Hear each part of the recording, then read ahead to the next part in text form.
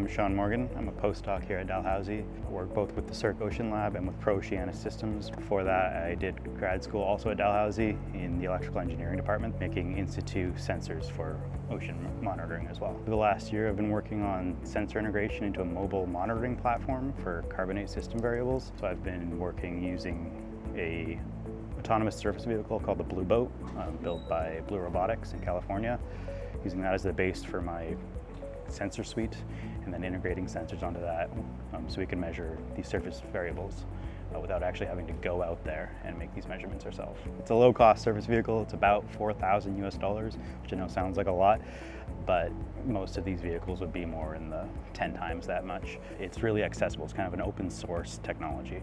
So you can buy this boat and then you have schematics, you have whatever you need to do what you want with it. It's not something that has proprietary rights or something that you can't modify. It's meant to be modified. It uses a Raspberry Pi as its operating system, so you can do whatever you want with it. We've used that to our advantage. Off the shelf, it doesn't come with any sensors. It's just a catamaran style vehicle that you can either navigate by waypoint navigation, which means we just feed it GPS coordinates and then tell it to go places, or you can control it with an actual video game controller within a certain range. So I've been working on integrating sensors to communicate both with the boat and stream back to my laptop on shore on whatever platform I'm on.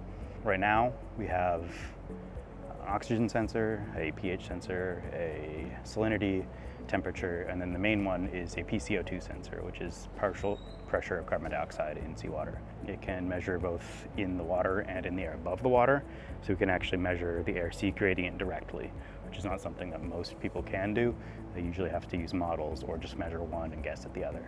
We only deploy it for a matter of hours at a time, usually less than 6. It can theoretically go up to 62 hours if you're using full battery capacity, which is about 2,100 watt hours. Right now we're working on integrating solar panels so we can go for longer times without actually having to retrieve it. And another thing we're working on is creating an electric winch.